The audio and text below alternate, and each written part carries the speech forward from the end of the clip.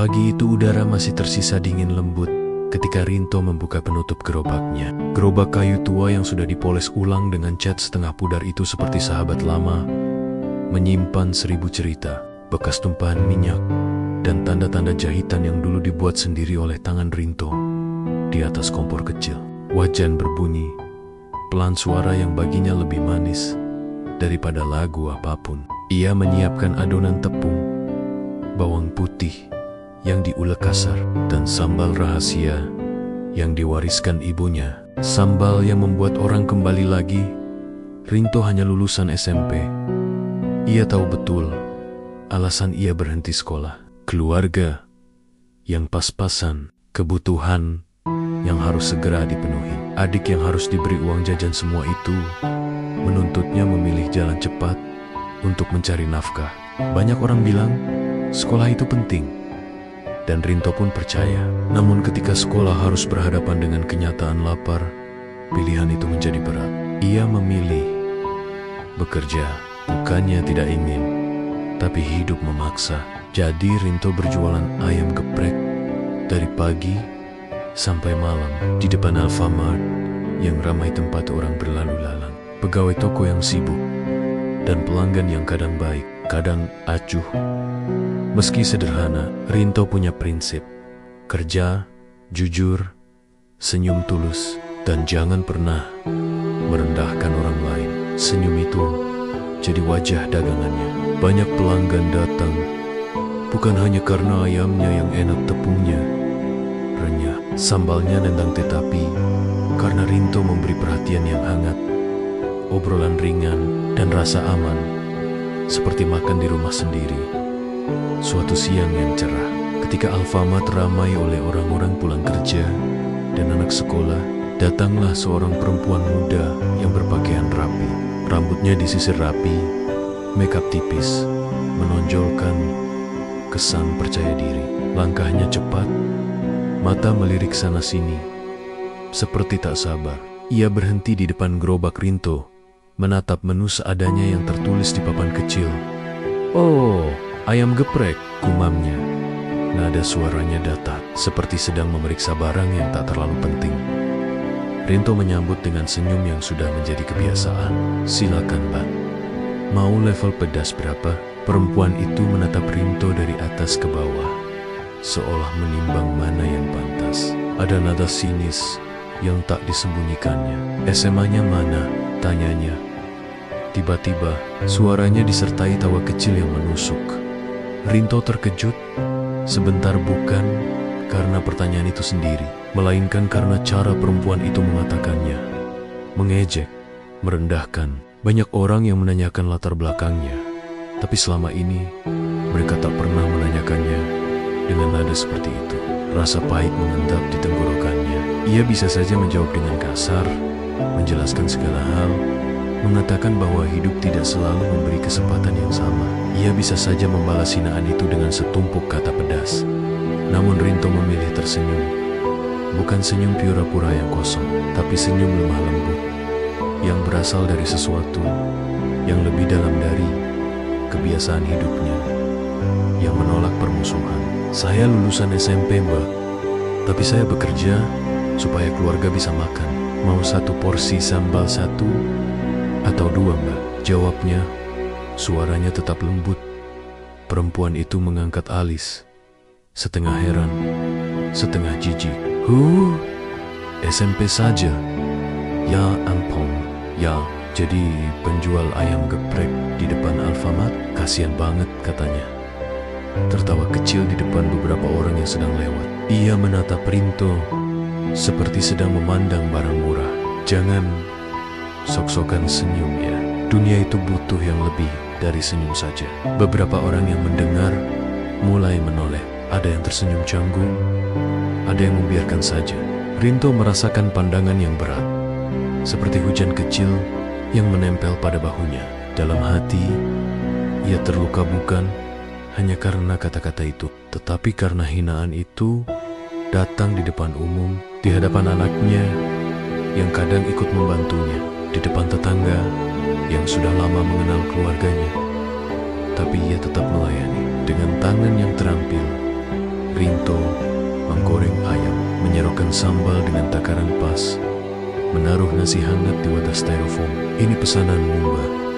"Selamat menikmati," katanya ramah, sambil menatap mata perempuan itu. Menerima hinaan tadi tanpa membalas, perempuan itu menerima bungkus makanan itu dengan angkuh, lalu berjalan pergi sambil menggenggam tasnya seperti piala. "Jangan bosan ya kalau aku bilang seperti ini lagi," ujar perempuan itu sambil menoleh setengah badan. Suaranya penuh kesombongan, seakan menyerangkan pedang kata di dada Rinto. Setelah ia pergi, Rinto duduk sebentar di bangku kecil di samping gerobak. Tangannya terasa gemetar, bukan karena marah, melainkan karena penyesalan yang lama ia tahan.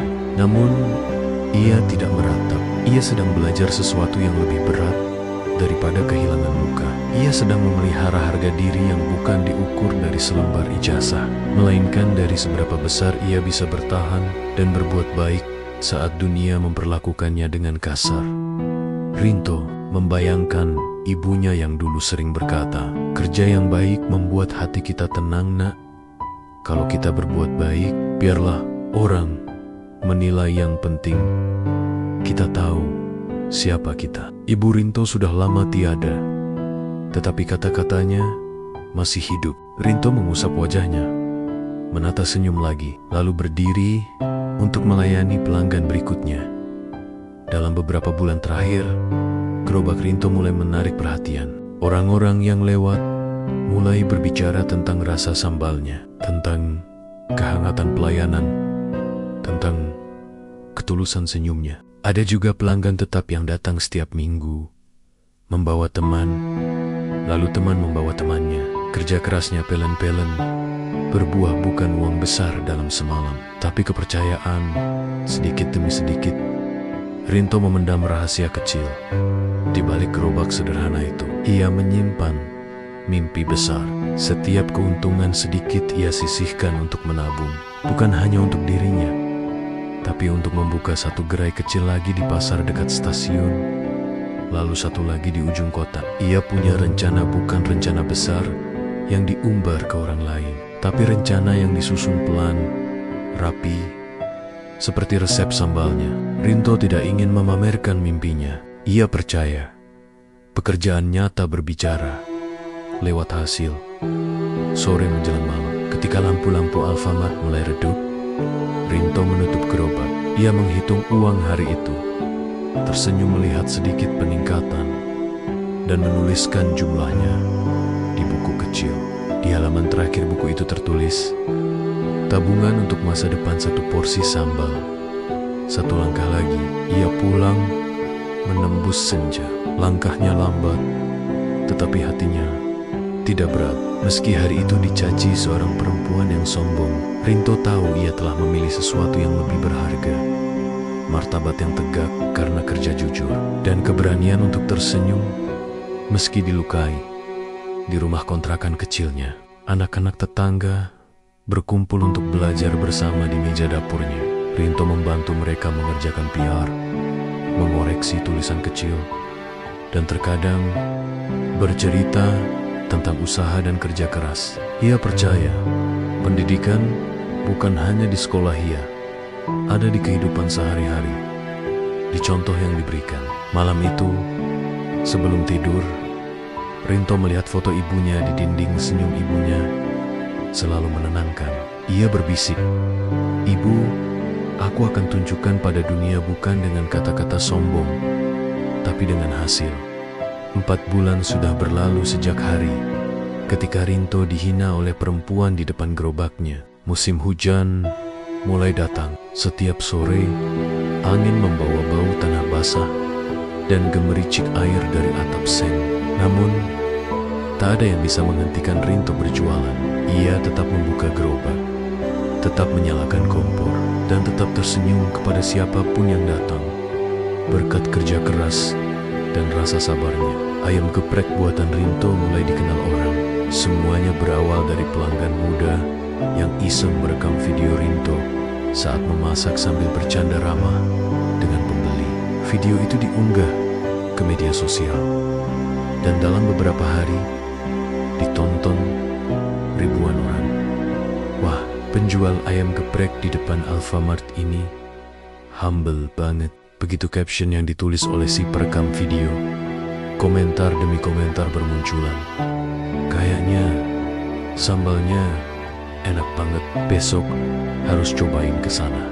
Senyumnya tulus banget, nggak kayak penjual kebanyakan. Tanpa ia duga, nama ayam geprek Rinto mulai menyebar ke berbagai tempat. Orang datang bukan hanya karena ingin makan, tapi karena ingin bertemu sosok sederhana yang viral di media sosial itu. Dalam waktu singkat, antrean mengular di depan gerobaknya setiap sore. Rinto mulai kewalahan. Ia pun mempekerjakan 2 orang anak muda dari kampungnya untuk membantu. Mereka bekerja dengan gembira, karena Rinto bukan bos yang hanya memerintah, melainkan sahabat yang ikut bekerja dari pagi hingga malam. Mas Rinto, kalau rame terus begini, kita harus tambah stok ayam, kata Jono, salah satu pegawainya. Rinto tersenyum sambil menimbang daging di timbangan kecil. Iya, Jan, tapi jangan sampai ngutang bahan dulu. Kita nabung, beli bahan dari hasil penjualan aja. Biar pelan, tapi pasti. Itulah prinsipnya. Ia tak mau tergoda mengambil jalan cepat dengan utang besar atau promosi berlebihan. Ia percaya bahwa usaha yang tumbuh dari kejujuran akan bertahan lama. Beberapa minggu kemudian, seorang teman lamanya, Benny, datang menemuinya. Benny dulu teman satu kampung yang merantau ke kota dan kini bekerja di bidang kuliner. Ia datang dengan senyum lebar. Rin, usaha kamu keren banget sekarang. Aku lihat di TikTok, ramai banget. Gimana kalau kita buka cabang kecil di dekat kampus tempat aku kerja? Aku yang bantu atur perizinan dan tempatnya. Rinto terdiam sesaat. Baginya, tawaran itu besar sekali, tapi ia juga tahu risikonya. Ben, aku pengen banget berkembang, tapi aku gak mau asal buka cabang. Takutnya kualitasnya beda dan pelanggan kecewa, katanya pelan. Benny menepuk bahu Rinto.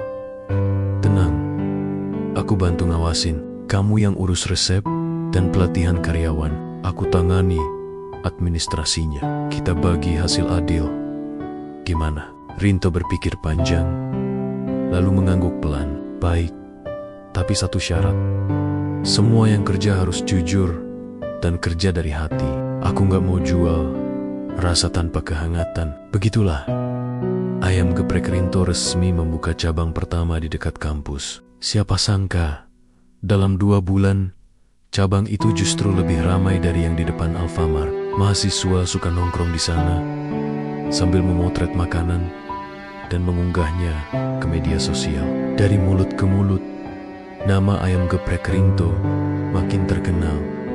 Dalam waktu singkat, Rinto berhasil membuka cabang kedua dan ketiga di 2 kota kecil lainnya. Kini ia tak lagi berdiri di belakang wajan setiap hari, tapi berkeliling memastikan kabang-kabangnya berjalan baik. Meski begitu, setiap minggu ia selalu kembali ke tempat pertama, gerobak lamanya di depan Alfamart, karena dari situlah semuanya dimulai. Malam itu, setelah menutup toko, Rinto duduk di kursi kecil di depan gerobak lamanya. Lampu jalan redup dan suara jangkrik menemani. Ia menatap papan nama sederhana yang sudah mulai pudar. Hatinya hangat. Alhamdulillah, Bu, bisiknya pelan, membayangkan senyum ibunya. Anakmu yang dulu cuma jualan di depan toko, sekarang punya cabang 4. Tapi aku gak mau lupa, semua ini karena kerja keras dan doa. Beberapa hari kemudian, sesuatu yang tak disangka terjadi di salah satu cabang yang paling ramai yang berada di pusat kota datanglah seorang perempuan muda dengan pakaian rapi. Ia terlihat canggung, seperti pernah datang ke tempat itu, tapi tak yakin. Rambutnya disisir rapi, tasnya bermerek, dan ekspresinya tampak gugup. Ia menatap logo besar, bertuliskan ayam geprek Rinto. Pedasnya bikin kangen. Ya, perempuan itu adalah orang yang pernah menghina Rinto 4 bulan lalu. Waktu telah berubah, tapi wajah itu tak berubah. Tatapan sombong dulu kini berganti gugup dan penyesalan. Ia duduk di kursi paling pojok, menatap dinding yang penuh dengan foto-foto pelanggan yang tersenyum bersama Rinto. "Wah, ini tempat viral itu ya?" tanya temannya. "Iya," katanya, "pemiliknya orang yang dulunya jualan di depan Alfamart," jawab perempuan itu pelan. Suaranya hampir bergetar. Ia menunduk, seolah menelan rasa malu yang menyesakkan. Beberapa menit kemudian, seseorang datang ke meja mereka. Bukan pelayan biasa, tapi pria dengan kemeja sederhana dan senyum ramah Rinto sendiri. "Selamat datang. Mau pesan level pedas berapa, Mbak?" tanyanya dengan nada yang sama seperti dulu. Perempuan itu menatapnya, wajahnya memucat. "Kakakmu?" Rinto tersenyum lembut. "Iya, saya Rinto. Dulu jualan di depan Alfamart. Sekarang alhamdulillah, usaha ini sudah punya beberapa cabang. Senang bisa melayani lagi." Hening sejenak. Perempuan itu tak bisa menatap mata Rinto. Ia menunduk dalam. Wajahnya merah padam. Semua kata-kata kasar yang dulu pernah ia ucapkan terputar kembali di kepalanya, seperti film yang memalukan.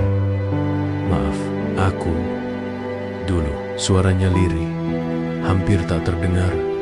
Rinto hanya tersenyum. "Gak apa-apa, Mbak. Kadang kita menilai orang dari yang kelihatan. Padahal setiap orang punya cerita yang gak kita tahu. Saya juga masih belajar untuk gak mudah menilai orang lain." Perempuan itu mengangguk, menahan air mata. "Aku salah. Maaf." Rinto menatapnya dengan lembut. "Gak perlu malu. Dunia berputar. Yang penting kita belajar dari apa yang sudah lewat." Setelah perempuan itu pergi, Rinto kembali berdiri di depan restorannya. Ia memandang papan besar bertuliskan "Ayam Geprek Rinto" dengan logo kecil bergambar wajan dan cabai. Angin malam berhembus pelan, membawa aroma sambal pedas yang khas. Dalam hati, Rinto tersenyum. Ia sadar, kemenangan sejati bukan ketika orang yang pernah menghina kita meminta maaf, melainkan ketika kita mampu memaafkan tanpa menyimpan dendam. Sebab kesuksesan yang sejati bukan diukur dari berapa banyak cabang yang kita punya, tapi dari seberapa dalam hati kita bisa tetap rendah saat berada di puncak dan di bawah langit malam itu. Penjual ayam geprek lulusan SMP itu menatap bintang dengan rasa syukur yang dalam. Ia tahu perjuangannya belum selesai, tapi satu hal pasti, ia telah membuktikan bahwa kesabaran, kerja keras, dan hati yang baik bisa mengalahkan semua hinaan di dunia. Sejak kejadian itu, nama Rinto makin melambung. Setiap kabang ayam geprek Rinto selalu ramai, bahkan mulai diliput media lokal. Wartawan datang menulis kisah inspiratif tentang penjual ayam geprek lulusan SMP yang sukses membuka cabang di berbagai kota. Foto Rinto dengan senyum tulusnya terpampang di koran dan media sosial. Banyak orang yang memuji, bahkan menganggapnya sebagai contoh nyata bahwa pendidikan memang penting, tapi kerja keras dan kejujuran juga bisa mengubah nasib. Namun, seperti kata orang tua dulu, semakin tinggi pohon, semakin kencang angin yang menerpa. Kesuksesan itu datang bersama ujian-ujian baru yang tak pernah Rinto bayangkan sebelumnya. Awal dari tantangan baru suatu malam, Rinto duduk di kantor kecilnya di belakang dapur cabang utama. Meja kayu sederhana, penuh dengan berkas, nota pembelian, dan laporan keuangan. Ia menatapnya sambil menarik napas panjang. "Mas, ayam naik lagi harganya," ujar Benny, sahabat sekaligus rekan bisnisnya, sambil membawa catatan pemasok. "Kalau terus begini, harga jual kita bisa nggak nutup modal?" Rinto menatapnya dengan tenang. "Jangan naikin harga dulu, Ben. Kasihan pelanggan. Kita cari cara lain. Mungkin ubah kemasan, atau negosiasi lagi sama pemasok." Benny mengangguk, meski wajahnya terlihat ragu. Ia tahu Rinto tipe orang yang lebih mementingkan pelanggan daripada keuntungan besar. Tapi di dunia bisnis, idealisme kadang sulit bertahan. Beberapa hari kemudian, datanglah tawaran besar dari seorang pengusaha kaya bernama Surya Wijaya. Lelaki itu datang dengan mobil mewah, jas mahal, dan senyum licin. Ia menawarkan kerjasama besar, membuka 20 cabang baru di kota-kota besar. Dengan modal saya, ayam geprek Rinto bisa jadi waralaba nasional, katanya dengan nada meyakinkan. Kamu tinggal duduk manis, saya urus semuanya. Dalam setahun, kamu bisa jadi miliarder. Benny terlihat antusias, matanya berbinar. Tapi Rinto justru terdiam lama. Ia memandangi pengusaha itu sambil berpikir, kalau kita kerjasama, apakah resep dan sistemnya tetap pakai cara saya, Pak? Tanya Rinto hati-hati. Surya tertawa kecil. Ah, itu urusan kecil. Nanti kita sesuaikan biar efisien. Yang penting untung besar, bukan? Rinto tersenyum tipis. Terima kasih tawarannya, Pak. Tapi maaf, saya nggak mau kalau rasa dan cara kerja harus berubah.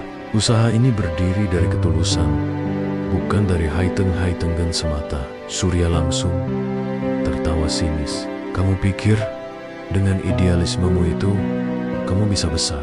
Dunia usaha itu keras, nak. Kalau kamu nggak mau berkembang, nanti akan disalip orang lain. Rinto, tetap tenang, nggak apa-apa, Pak. Lebih baik saya jalan pelan tapi yakin, daripada cepat tapi kehilangan hati. Surya bangkit dengan wajah kesal. Kita lihat nanti. Dunia bisnis bukan tempat orang lembek sepertimu, katanya sebelum pergi. Benny menatap Rinto dengan kecewa. Rin, ini kesempatan emas. Kenapa kamu tolak? Kita bisa kaya besar. Rinto menghela napas. Ben, aku nggak mau usaha ini kehilangan jiwanya. Aku mau tiap cabang tetap punya rasa yang sama, rasa perjuangan, bukan rasa pabrik. Sejak saat itu, hubungan mereka mulai renggang. Benny mulai jarang datang, bahkan beberapa kali menghindari Rinto. Ketika kepercayaan diuji beberapa bulan berlalu, Rinto mulai curiga ada yang tidak beres. Penjualan di salah satu cabang menurun tajam. Ia turun langsung mengecek ke sana. Ketika sampai, ia mendapati ayam yang digoreng tidak segar, sambal terlalu encer, dan pegawai bekerja asal-asalan. Mas, kenapa bisa begini? Tanya Rinto kepada cabang. Kepala cabang itu menunduk. Maaf, Mas. Kami dapat instruksi dari Mas Benny buat hemat bahan biar margin naik, katanya. Mas Rinto setuju. Rinto terdiam. Dadanya terasa berat. Ia segera menelepon Benny, tapi panggilannya diabaikan. Beberapa hari kemudian, ia mendengar kabar mengejutkan Benny. Diam-diam membuka usaha ayam geprek baru dengan nama dan logo yang mirip-mirip. Rinto, ayam geprek Benny. Rasa asli Rinto, tulisan itu terpampang besar di depan warung baru itu. Rinto hanya bisa duduk termenung di depan gerobak lamanya malam itu. Ia memandang lampu jalan yang remang. Angin malam menerpa wajahnya. Ia tak marah. Ia kecewa. Ia ingat masa-masa dulu ketika mereka berdua membangun usaha bersama dari nol. Saat masih berbagi roti dan kopi sachet di pagi hari. Kini, sahabatnya sendiri mengkhianatinya karena uang. Namun, Rinto tidak mau tenggelam dalam amarah. Ia memilih jalan yang sama seperti dulu, diam, sabar, dan terus bekerja dengan hati. Ia memperbaiki resep, meninjau ulang sistem kerja, dan turun langsung ke dapur. Di tiap cabang, tak butuh waktu lama, pelanggan bisa membedakan mana yang asli dan mana yang palsu. Rasa ayam geprek buatan Rinto tetap khas, pedasnya pas, renyahnya beda. Dan yang paling penting, senyumnya tulus, yang palsu nggak akan bertahan lama. Kata salah satu pelanggan setia, yang asli rasanya datang dari hati. Usaha tiruan milik Benny akhirnya sepi dalam 3 bulan. Pegawai kabur, pelanggan kecewa, Dan Benny akhirnya datang menemui Rinto di warung lamanya. Ia datang dengan wajah kusut, tanpa senyum seperti dulu. "Rin, aku salah. Aku terbawa nafsu. Maafkan aku," katanya lirih. Rinto menatapnya lama, lalu menghela napas. "Ben, aku gak marah. Aku cuma sedih.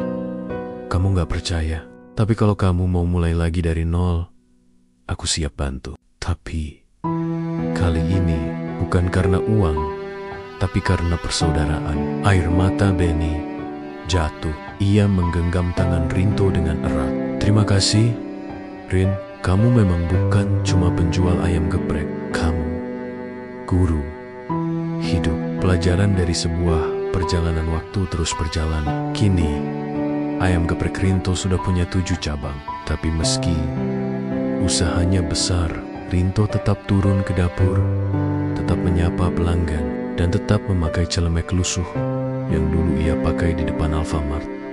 Ia sering berkata pada pegawainya, "Kalau kamu ingin tahu siapa pelangganmu, jangan duduk di kantor. Berdirilah di depan wajan."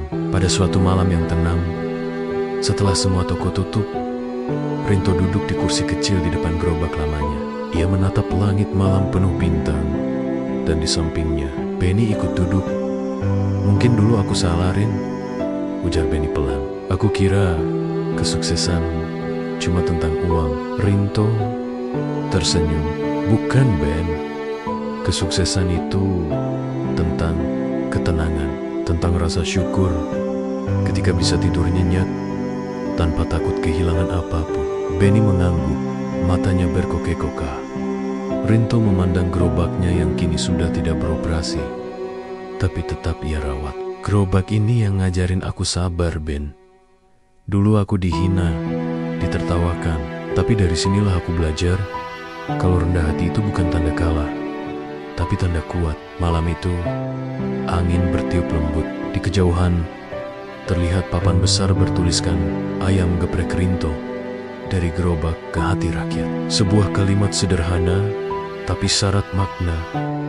Rinto menatapnya dan tersenyum dalam hati. Ia sadar, perjalanan hidup bukan tentang siapa yang paling cepat sampai, tapi siapa yang tetap berjalan meski badai datang. Dan dari seorang lulusan SMP yang dulu hanya punya wajan, kini lahir seorang pengusaha yang kaya bukan karena uangnya, tapi karena ketulusan dan kerendahan hatinya.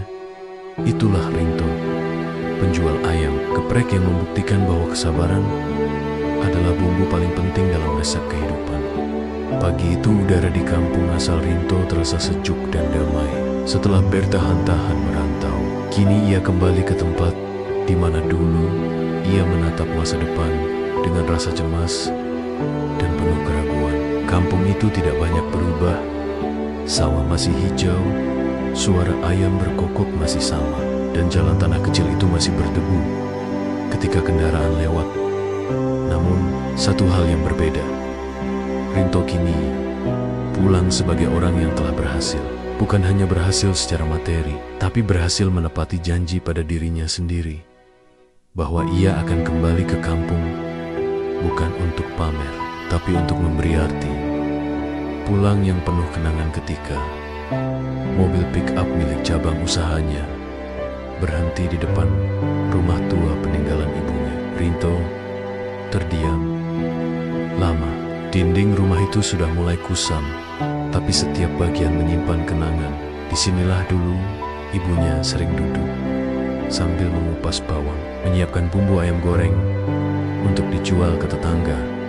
Rinto menunduk dan berbisik lirih, "Anakmu pulang." Air matanya menetes pelan, bukan karena sedih, tapi karena rasa syukur yang sulit diucapkan dengan kata-kata. Tak lama, beberapa anak kecil berlarian mendekat.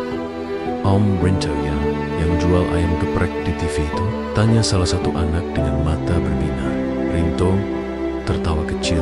"Iya, tapi om dulu juga kayak kalian. Lo main di sini, makan nasi garam, bantu ibu jualan. Bedanya, cuma sekarang om masak ayamnya lebih banyak." Anak-anak tertawa riang, dari tawa mereka. Rinto merasa ada sesuatu yang ingin ia lakukan, sesuatu yang lebih besar daripada membuka cabang baru, berbagi pengalaman hidup, agar anak-anak itu punya harapan. Sekolah tanpa dinding. Beberapa hari kemudian, Rinto mendatangi kepala desa. "Pak, saya ingin bikin kegiatan buat anak-anak di sini, semacam pelatihan kecil. Bukan sekadar jualan, tapi tentang semangat hidup dan kejujuran." Kepala desa menatapnya kagum. "Wah, itu niat yang mulia tapi kita nggak punya gedung, nggak ada alat juga." Rinto tersenyum. "Nggak apa-apa, Pak. Kita mulai aja di balai desa. Nggak perlu dinding megah. Yang penting niatnya besar." Seminggu kemudian, acara kecil itu digelar di balai desa sederhana. Puluhan anak muda duduk lesehan mendengarkan kisah Rinto. Ia tak memakai jas atau pakaian mewah, hanya kaos hitam, celana jeans, dan celemek lusuh yang dulu menemaninya berjualan di depan Alfamart. "Dulu," katanya, sambil memegang wajan kecil, "ini senjata saya, bukan untuk bertarung, tapi untuk bertahan." Para peserta tertawa kecil, tapi mata mereka fokus mendengarkan. Rinto melanjutkan, "Saya cuma lulusan SMP. Waktu itu, saya nggak bisa lanjut sekolah karena ekonomi. Tapi saya percaya, yang penting bukan seberapa tinggi sekolah kita, tapi seberapa tinggi kemauan kita buat belajar dari hidup." Ia menatap satu persatu anak muda yang hadir. "Kalau kalian punya mimpi, jangan tunggu kaya dulu. Mulai aja dari apa yang kalian punya. Saya dulu cuma punya wajan, tapi saya jaga baik-baik. Saya jaga cita rasa. Saya jaga kejujuran. Dari situ, Allah kasih jalan." Seorang pemuda bertanya, "Mas Rinto, pernah nggak ngerasa pengen nyerah?" Rinto tersenyum, matanya menerawang jauh. "Pernah, banyak kali malah. Waktu dihina, waktu dagangan sepi, waktu hujan deras tapi nggak ada yang beli. Tapi setiap kali saya pengen nyerah, saya ingat wajah ibu saya. Beliau dulu bilang, orang kuat itu bukan yang nggak pernah jatuh, tapi yang selalu bangun. Setiap kali terjatuh, ruangan itu hening. Banyak yang menunduk, menahan haru. Beberapa ibu yang ikut mendengarkan pun mengusap air mata. Hari itu, kelas tanpa dinding yang Rinto buat menjadi awal dari perubahan besar di kampungnya. Mimpi yang menular beberapa bulan kemudian. Semangat anak-anak muda di kampung itu mulai tumbuh. Ada yang mulai jualan es krim rumahan, ada yang buka bengkel kecil, ada yang jual keripik online, dan Rinto tak segan membantu mereka. Memberi pelatihan, membantu promosi, bahkan menyediakan bahan awal tanpa bunga. Ia sering berkata, "Kalau saya bantu kalian sukses, berarti usaha saya juga nggak sia-sia." Karena rezeki itu bukan cuma tentang uang yang kita simpan, tapi tentang manfaat yang kita sebarkan. Kampung yang dulu sepi, kini hidup kembali. Balai desa yang dulu kosong tiap sore, kini jadi tempat anak muda belajar wirausaha dan berbagi ide. Bahkan, pemerintah setempat mulai tertarik dan membantu dengan program pelatihan UMKM. Suatu sore, Rinto duduk di tepi sawah, ditemani angin lembut dan suara jangkrik. Ia menatap langit jingga sambil memikirkan perjalanan hidupnya. Dari anak miskin, lulusan SMP yang dulu hanya punya wajan dan mimpi kecil, kini ia jadi sosok yang memberi semangat bagi banyak orang. Benny, yang kini sudah berubah dan setia membantu di usaha utama, datang menghampirinya. "Rin, kamu sadar nggak? Kamu udah kayak guru buat banyak orang." Rinto tertawa pelan. "Guru? Aku nggak pantas dibilang gitu. Aku cuma orang yang pernah jatuh dan gak mau orang lain jatuh di lubang yang sama." Benny tersenyum. "Tapi kamu tahu nggak?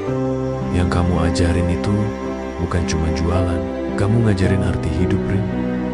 Kamu ngajarin kalau hinaan bukan alasan buat berhenti, tapi alasan buat bangkit." Rinto menatap matahari yang mulai tenggelam. "Kalau aku dulu nyerah waktu dihina, mungkin Aku nggak akan sampai di sini, Ben. Kadang, ucapan yang paling menyakitkan justru jadi bahan bakar yang paling kuat. Saat dunia mengakui berapa bulan kemudian, Rinto mendapat undangan dari sebuah universitas di kota besar. Mereka ingin ia berbicara di acara inspirasi wirausaha muda. Di hadapan ratusan mahasiswa, Rinto berdiri di atas panggung sederhana. Banyak yang kagum, tapi Rinto tak sombong. Ia membuka pidatonya dengan kata-kata yang membuat seluruh ruangan terdiam. Saya berdiri di sini bukan karena pintar, tapi karena saya nggak mau menyerah.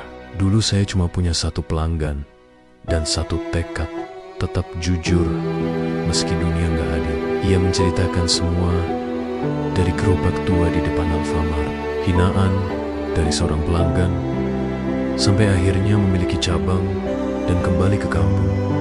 Ketika acara selesai, seorang mahasiswi muda menghampirinya. Wajahnya familiar. Ia menunduk malu sebelum berkata lirih, "Mas Rinto, maaf, saya orang yang dulu pernah menghina Mas di depan Alfamart." Rinto menatapnya dengan senyum tenang. "Saya ingat," katanya lembut. Perempuan itu menunduk makin dalam. "Saya malu, tapi sejak itu hidup saya banyak berubah. Saya belajar bahwa penampilan gak bisa menilai isi hati seseorang." Terima kasih. Karena dulu Mas tetap tersenyum. Rinto menepuk bahunya pelan. Kita semua pernah salah. Yang penting kita mau berubah. Tuhan selalu kasih kesempatan. Kedua, perempuan itu menitikan air mata dan pergi dengan perasaan lega. Warisan tanpa warisan yang tahan berlalu. Dan Rinto semakin dikenal bukan hanya sebagai pengusaha ayam geprek sukses, tapi juga sebagai sosok yang rendah hati dan banyak membantu orang. Setiap bulan, ia pulang ke kampung untuk mengajar anak muda. Ia menyebutnya bukan pelatihan bisnis, tapi sekolah kehidupan. Tempat di mana orang belajar bukan dari buku, tapi dari pengalaman. Di dinding balai desa, terpajang tulisan besar yang menjadi moto hidup Rinto. Kamu mungkin tak lahir kaya, tapi kamu bisa mati sebagai orang yang bermanfaat. Dan setiap kali Rinto melihat tulisan itu, ia selalu teringat masa-masa sulit dulu saat ia duduk di depan Alfamart, menahan perih karena dihina, namun tetap tersenyum. Kini ia tahu, senyum itu bukan tanda lemah, tapi tanda bahwa hatinya kuat.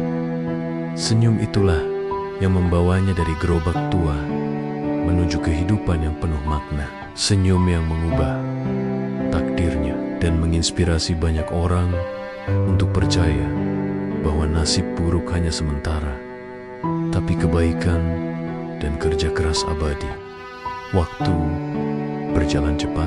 5 tahun sudah berlalu sejak Rinto membuka cabang pertamanya. Kini usahanya telah tersebar di beberapa kota besar di Jawa Tengah dan Yogyakarta. Logo ayam geprek Rinto dari gerobak ke hati rakyat terpampang megah di berbagai sudut jalan. Ia dikenal sebagai pengusaha sukses, rendah hati, dan dermawan. Tapi seperti pepatah yang sering diucapkan ibunya dulu, semakin tinggi pohon tumbuh, semakin kuat angin mencoba menjatuhkannya. Dan benar saja, setelah sekian lama melewati badai kehidupan dengan sabar, kini datang ujian yang paling berat, bukan dari luar, melainkan dari dalam hatinya sendiri. Ketika popularitas menjadi cermin buram sejak usahanya makin besar, Rinto mulai sering diundang ke berbagai acara televisi, seminar, bahkan ditawari menjadi bintang iklan. Di mana-mana orang mengenalnya. Saat berjalan di pasar, orang memanggil namanya sambil melambai. Anak-anak muda menjadikannya panutan. Awalnya Rinto tetap rendah hati. Ia selalu berkata, "Saya bukan siapa-siapa. Saya cuma penjual ayam geprek yang beruntung dikasih kesempatan." Namun, lama-kelamaan, perhatian yang datang dari berbagai arah mulai membuatnya goyah. Semuanya dimulai ketika ia bertemu Dita, seorang manajer promosi dari Jakarta yang ingin membuat ayam geprek Rinto naik ke level nasional. Dita muda, pintar bicara, dan tahu bagaimana memoles citra seseorang. Ia sering menemani Rinto ke berbagai acara, menyiapkan pidato, bahkan mengatur gaya berpakaian Rinto agar terlihat lebih modern. Mas Rinto ini aset besar. Kalau mau berkembang, harus mulai berpikir lebih luas. Katanya, suatu hari di kantor pusat, Rinto tertawa kecil. Aku ini cuma tukang masak, Mbak Dita. Dita tersenyum. Bukan cuma tukang masak, Mas. Sekarang Mas Rinto, figur publik. Semua orang lihat Mas. Bukan cuma karena ayamnya, tapi karena kisah hidupnya. Lambat laun, Rinto mulai mengikuti arah Dita. Ia mulai jarang turun langsung ke dapur. Ia sibuk rapat, wawancara, dan meeting dengan sponsor. Sementara di lapangan, beberapa karyawan mulai mengeluh karena rasa ayam di beberapa cabang berubah. Tak lagi seperti dulu. Jono, karyawan lamanya yang dulu ikut membantunya dari awal, mencoba menegur dengan hati-hati. Mas, sambal di cabang utama rasanya udah beda. Karyawan baru nggak ngerti takaran rahasianya. Mereka pakai sambal instan biar cepat. Rinto hanya menjawab singkat, nanti aku periksa. Tapi hari berganti minggu, minggu berganti bulan, dan ia tak kunjung datang.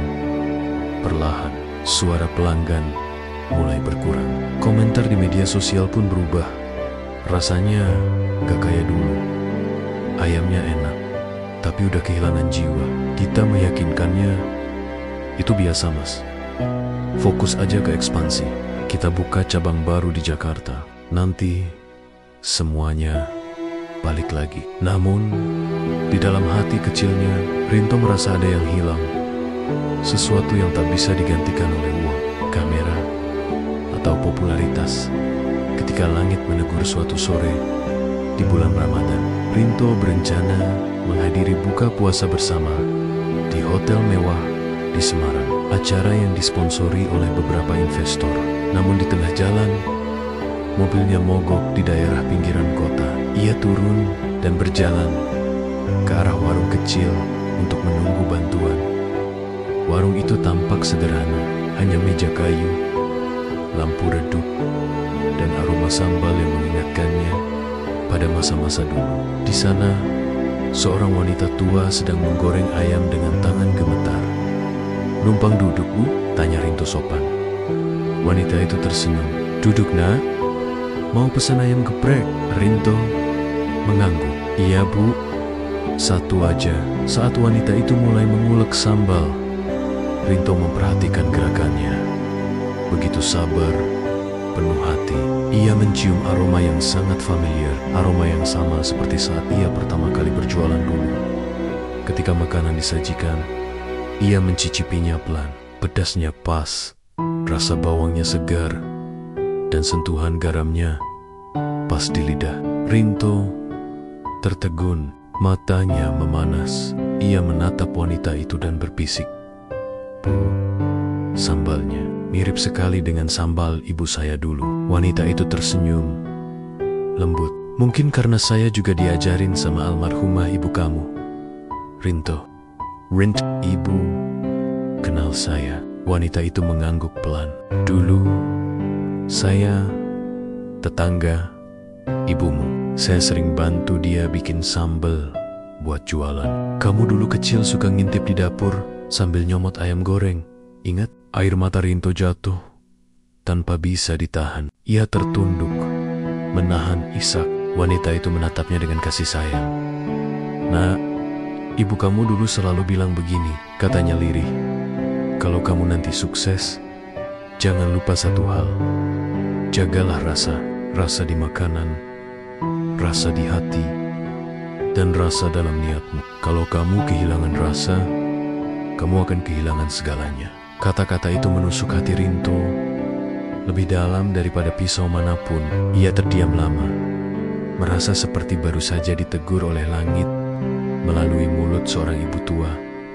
Malam itu, ia tidak jadi datang ke acara hotel. Ia pulang ke rumah dan menangis lama di depan foto ibunya. "IBU... Aku lupa kenapa aku mulai dulu. Aku sibuk ngejar dunia. sampai lupa rasa. Menemukan kembali rasa yang hilang keesokan harinya, Rinto mengumpulkan semua manajer cabang di kantor pusat. Tempat itu kini tampak megah, tapi Rinto datang dengan pakaian sederhana, tanpa jas dan tanpa mikrofon.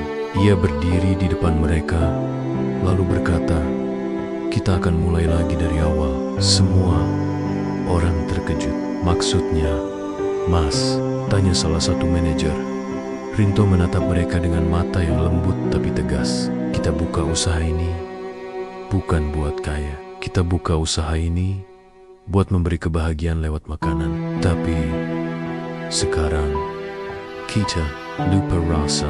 Aku sendiri lupa. Maka mulai hari ini aku akan kembali ke dapur.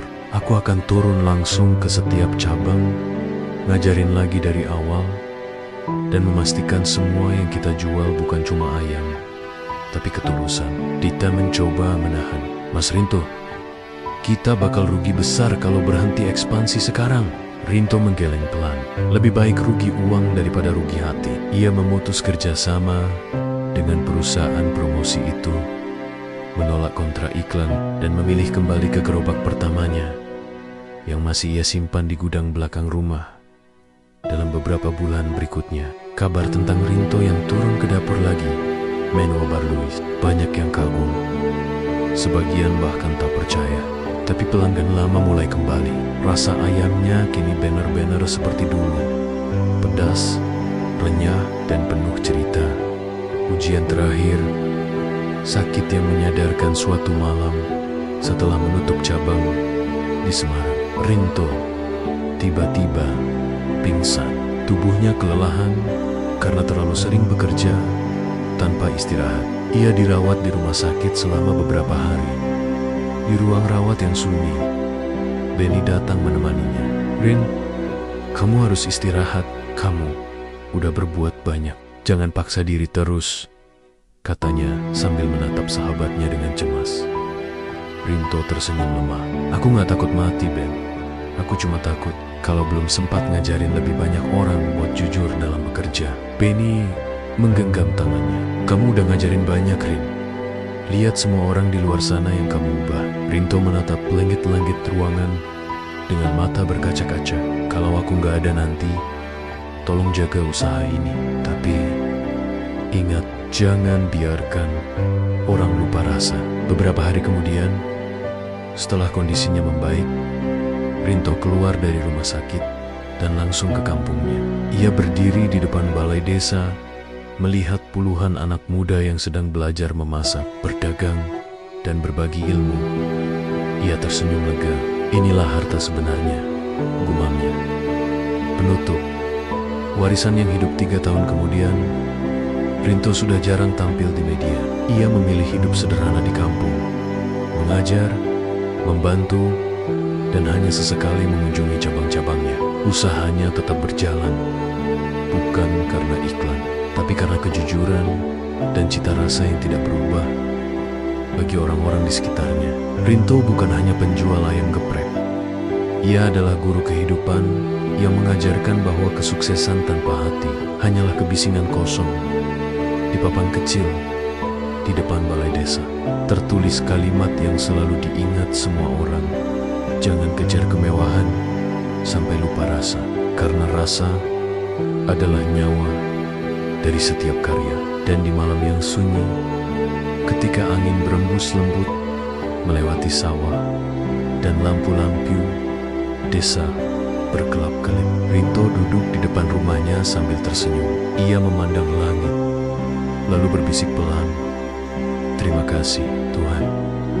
Engkau sudah ajarkan aku bahwa ujian terberat bukan saat aku jatuh, tapi saat aku di atas." Air matanya menetes, namun senyumnya tetap ada.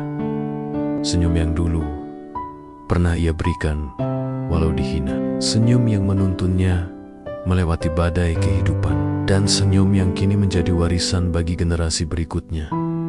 Sebuah kisah yang dimulai dari gerobak di depan Alfamart, berakhir dengan pelajaran abadi tentang kejujuran, kesabaran, dan rasa yang tak boleh hilang dari hati manusia. Waktu terus berjalan seperti aliran sungai yang tak pernah berhenti. Tahun demi tahun berlalu, dan Rinto kini telah berusia hampir 50 tahun. Rambutnya mulai memutih, tubuhnya tidak lagi sekuat dulu, namun sorot matanya tetap hangat, penuh ketulusan, seperti saat pertama kali ia mengulek sambal di depan Alfamart dulu. Ia tidak lagi sibuk dengan bisnis atau wawancara. Kini, setiap pagi, ia duduk di teras rumah sederhana di kampungnya sambil menikmati secangkir kopi hitam dan suara ayam berkokok. Hidupnya tenang, jauh dari hingar-bingar dunia usaha yang dulu sempat membuatnya hampir kehilangan arah. Di samping rumahnya berdiri sebuah bangunan sederhana. Papan kayunya bertuliskan, Rumah Rasa, Sekolah Hidup ala Rinto. Sekolah yang tak butuh ijazah rumah rasa. Bukan sekolah biasa, tidak ada seragam, tidak ada buku tebal, dan tidak ada nilai angka. Yang diajarkan di sana adalah kejujuran, ketekunan, dan cinta terhadap pekerjaan. Anak-anak muda dari berbagai desa datang setiap minggu. Ada yang ingin belajar berjualan makanan, ada yang ingin belajar berbicara dengan sopan pada pelanggan. Bahkan ada yang hanya ingin belajar bagaimana tidak menyerah pada hidup. Rinto selalu berkata kepada murid-muridnya, kalian gak perlu jadi orang kaya, cukup jadi orang yang berguna. Dunia ini penuh orang pintar, tapi kekurangan orang tulus. Di sekolah itu, ia mengajarkan bagaimana cara membuat sambal dengan hati, bukan sekadar resep, tapi makna di balik setiap gerakan. Ketika ia mengulek cabai, ia berkata pelan, kalau tanganmu capek, tapi hatimu senang, itu tandanya kamu sedang mencintai pekerjaanmu. Anak-anak muda itu kagum. Mereka melihat bukan hanya seorang pengusaha sukses, tapi sosok ayah, guru, sekaligus sahabat. Pertemuan tak terduga suatu sore, saat matahari hampir tenggelam di balik bukit. Datanglah seorang wanita berkerudung rapi, membawa anak kecil. Ia tampak gugup, menunduk saat melangkah masuk ke halaman. Rinto yang sedang menyapu halaman menatap heran. Silakan mbak, mau cari siapa? Wanita itu mengangkat wajahnya pelan, dan Rinto langsung mengenalinya, Dina, gadis yang dulu pernah menghina dan merendahkannya di depan Alfamart bertahun-tahun lalu. Dina kini tampak jauh berbeda. Wajahnya teduh, matanya lembut, dan senyumnya penuh penyesalan. Mas Rinto, suaranya bergetar. Aku gak tahu harus mulai dari mana. Aku cuma mau minta maaf atas semua yang pernah aku katakan dulu. Aku malu waktu itu, Mas. Tapi sekarang aku sadar, hidup ternyata muter ya, Mas. Aku jatuh, kehilangan Pontiac Ham, dan waktu aku nyari arah, aku malah ingat Mas Rinto. Rinto terdiam sejenak. Ia tersenyum kecil seperti biasa. Senyum yang dulu ia tunjukkan meski dihina. Gak usah minta maaf, Din. Aku udah lama maafin. Hidup ini bukan tentang siapa yang salah, tapi siapa yang mau berubah. Anak kecil di samping Dina menatap Rinto penasaran. Ibu, ini Om yang jual ayam ya? Rinto tertawa kecil. Hehe, iya nak, tapi sekarang Om lebih banyak ngajarin anak-anak jualan ayam, bukan jual sendiri. Dina ikut tersenyum haru. Mas, aku mau belajar di sini. Boleh? Aku pengen bisa mandiri, pengen buka warung kecil juga, biar bisa hidupin anakku. Rinto menatapnya lama, lalu mengangguk. Rumah rasa ini terbuka buat siapa aja yang mau belajar, apalagi buat orang yang punya niat baik. Mulai besok, kamu bantu aku di dapur ya. Sejak hari itu, Dina ikut mengajar dan membantu di rumah rasa. Ia belajar lagi dari nol, mengulek sambal, menggoreng ayam, melayani pembeli dengan sopan. Ia bekerja dengan sungguh-sungguh, dan perlahan-lahan warung kecilnya pun mulai ramai. Masyarakat tahu kisahnya, dan mereka sering berkata, lihat, dulu dia menghina, sekarang malah belajar dari orang yang pernah dia rendahkan. Tapi Rinto tidak pernah membicarakannya. Ia selalu menutup masa lalu dengan senyum, karena baginya, semua orang berhak berubah. Saat hidup mulai meredup beberapa tahun kemudian, kesehatan Rinto mulai menurun. Tubuhnya mudah lelah, dan dokter mendiagnosis penyakit jantung ringan. Meski begitu, ia masih mengajar setiap minggu. Duduk di kursi panjang di depan kelas, dikelilingi murid-muridnya yang penuh semangat. Suatu hari, ia memanggil Benny, sahabat lamanya, ke rumah. Rasa, Ben, kalau nanti aku udah gak ada, tolong jaga tempat ini. Jangan biarin hilang. Benny terdiam. Jangan ngomong gitu, Rin. Kamu masih kuat. Rinto tersenyum. Semua orang akan pergi pada waktunya, Ben. Tapi aku gak mau ninggalin harta. Aku mau ninggalin rasa. Rumah ini bukan punyaku lagi, tapi milik mereka yang mau belajar jujur. Benny menunduk menahan haru. Beberapa hari kemudian, Rinto dilarikan ke rumah sakit. Tapi kali ini, ia sudah tahu. Ini mungkin saat terakhir. Di kamarnya, Dina, Benny, dan beberapa muridnya berkumpul. Rinto tersenyum tenang. Jangan nangis, katanya pelan. Kalau aku pergi, sambalnya jangan berubah ya. Semua tertawa kecil di tengah tangis.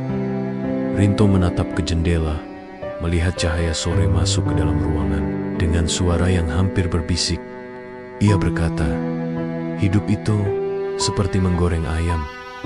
Kalau apinya terlalu besar, gosong. Kalau terlalu kecil, gak matang. Semua butuh keseimbangan antara sabar dan usaha. Itulah kalimat terakhirnya. Rinto pergi dengan tenang, meninggalkan senyum di wajah dan kehangatan di hati semua orang yang mengenalnya. Setelah Rinto tiada berita wafatnya, Rinto menyebar cepat. Ribuan orang datang ke pemakamannya. Pelanggan lama, karyawan, anak muda dari berbagai daerah, bahkan pejabat yang dulu pernah makan di warungnya. Semua datang bukan karena nama besarnya, tapi karena kebaikannya. Di depan pusaranya, Dina berdiri sambil menggandeng anaknya yang kini sudah remaja. Ia meneteskan air mata sambil berkata pelan, terima kasih, Mas Rinto. Karena Mas, aku tahu artinya rendah hati. Aku janji bakal terus ngajarin orang lain seperti Mas ngajarin aku. Benny kemudian melanjutkan wasiat sahabatnya. Ia menjaga rumah rasa bersama murid-murid Rinto. Di dinding rumah itu, mereka menggantung foto besar Rinto dengan tulisan sederhana. Dia pernah dihina karena jualan ayam, tapi dia membalasnya dengan kasih sayang dan kejujuran. Rumah rasa kini berubah menjadi tempat pelatihan bagi anak muda kurang mampu. Setiap tahun, ratusan orang belajar di sana. Bukan hanya cara memasak, tapi juga cara menjaga hati. Bahkan pemerintah daerah akhirnya menjadikan tanggal lahir Rinto sebagai Hari UMKM Jujur Nasional. Setiap peringatan hari itu, para pedagang kecil menyalakan lilin di depan toko mereka sambil berdoa dalam hati. Semoga aku bisa seperti Rinto, jujur dalam setiap rasa. Epilog, warisan yang tak pernah mati suatu malam. Beberapa tahun setelah kepergiannya, Dina sedang membersihkan dapur rumah rasa. Tibit angin berhembus lembut, membawa aroma sambal yang khas. Aroma yang dulu selalu membuat orang datang. Dina menutup mata dan tersenyum. Dalam hatinya, ia seolah mendengar suara Rinto berbisik, kalau kamu ikhlas, rasa itu akan selalu hidup. Meski aku sudah tiada. Dina membuka mata, menatap foto Rinto di dinding, lalu berkata pelan, iya Mas, rasa itu masih hidup di sini, di hati kami semua. Lampu rumah rasa menyala hangat malam itu, menerangi halaman kecil di kampung tempat seorang penjual ayam geprek pernah berdiri, tersenyum, dan mengajarkan dunia arti dari ketulusan dan rasa yang abadi. 7 tahun sudah berlalu sejak kepergian Rinto. Namun di kampung kecil tempatnya lahir, hidupnya seolah tak pernah benar-benar pergi. Setiap pagi, aroma sambal dari rumah Rasa masih tercium ke seluruh penjuru desa. Suara ulekan batu, tawa anak muda, dan dentingan wajan terdengar seperti irama kehidupan yang tak pernah mati. Rumah Rasa kini berubah, bukan lagi hanya rumah kayu sederhana, tapi sebuah lembaga pelatihan yang berdiri megah namun tetap hangat. Di dinding depan terpampang tulisan besar, "Rumah Rasa, warisan dari hati, bukan dari harta." Dari kampung ke negeri sejak Beni dan Dina melanjutkan cita-cita Rinto, Rumah Rasa makin dikenal luas. Banyak anak muda dari berbagai daerah datang untuk belajar. Mereka tak hanya diajari cara memasak, tapi juga diajarkan etika berdagang, kejujuran, dan tanggung jawab sosial. Beberapa alumni bahkan sudah membuka cabang ayam geprek Rinto di berbagai kota: Solo, Yogyakarta, Semarang, bahkan sampai Surabaya dan Jakarta. Tapi mereka sepakat pada satu hal: tidak ada royalti, tidak ada franchise. Yang penting rasa dan niatnya harus sama seperti Rinto dulu. Mereka membuat gerakan sosial bernama Gerobak Rasa, yaitu program membantu anak muda miskin agar bisa buka usaha makanan kecil dengan modal dari donasi alumni. Rumah Rasa, gerakan ini viral di media sosial. Banyak yang kagum bagaimana seorang penjual ayam geprek dari kampung bisa menginspirasi ribuan orang untuk berbuat baik tanpa pamrih.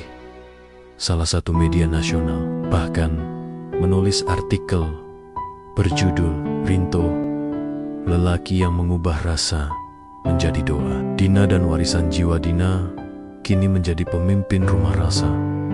Ia sudah tak muda lagi, tapi wajahnya selalu teduh dan penuh semangat seperti dulu. Anaknya, Raffi, kini berusia 19 tahun dan menjadi murid terbaik di Rumah Rasa. Raffi tumbuh dengan mendengar kisah tentang Mas Rinto, sosok yang dulu pernah dihina ibunya, tapi malah membalas dengan kebaikan. Ia kagum dan menjadikan Rinto sebagai panutan hidupnya. Suatu malam, setelah kegiatan belajar memasak selesai, Raffi bertanya kepada ibunya, "Ibu, kenapa Mas Rinto gak marah waktu ibu hina dulu? Kalau aku yang digituin, mungkin aku gak bisa sabar." Dina tersenyum, menatap langit yang penuh bintang. "Nak, Mas Rinto bukan cuma sabar. Dia ngerti bahwa marah gak bikin orang lain berubah, tapi sabar bisa menyentuh hati orang yang keras sekalipun." Raffi terdiam, merenungi kata-kata itu. "Jadi, sabar itu bukan lemah ya, Bu?" "Bukan, Nak. Sabar itu kekuatan paling tinggi yang gak bisa dipelajari di sekolah manapun." Sejak malam itu, Raffi bertekad untuk melanjutkan perjuangan Rinto dengan caranya sendiri. Bukan cuma lewat makanan, tapi lewat gerakan sosial yang lebih luas. Sebuah undangan dari Jakarta suatu hari, Dina menerima surat resmi dari Kementerian Koperasi dan UMKM.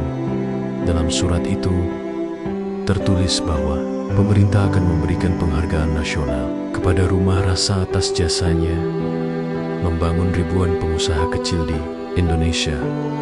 Acara akan digelar di Jakarta dan Dina diminta hadir untuk menerima penghargaan tersebut di panggung besar yang disiarkan langsung di televisi nasional. Dina berdiri bersama Raffi. Ia memegang piala berbentuk tangan yang menggenggam ulekan batu, simbol perjuangan dan kesederhanaan. Pembawa acara kemudian berkata dengan suara lantang, "Penghargaan tokoh inspiratif nasional tahun ini diberikan kepada Mendiang Rinto, pendiri Rumah Rasa, atas jasanya mengubah kejujuran menjadi warisan bangsa." Tepuk tangan menggema di seluruh ruangan. Dina meneteskan air mata, sementara Raffi menggenggam erat tangan ibunya. Dalam pidatonya, Dina berkata pelan namun tegas, "Mas Rinto dulu cuma penjual ayam geprek di depan Alfamart, tapi dari gerobak kecil itu lahirlah ribuan harapan. Ia mengajarkan kami bahwa kesuksesan bukan diukur dari berapa banyak uang yang kita punya, tapi seberapa besar manfaat yang kita beri." Ruang itu hening. Banyak orang menunduk, menahan haru. Beberapa di antara mereka bahkan meneteskan air mata tanpa sadar. Keajaiban yang tak disangka sepulang dari Jakarta, Raffi mendapat ide gila.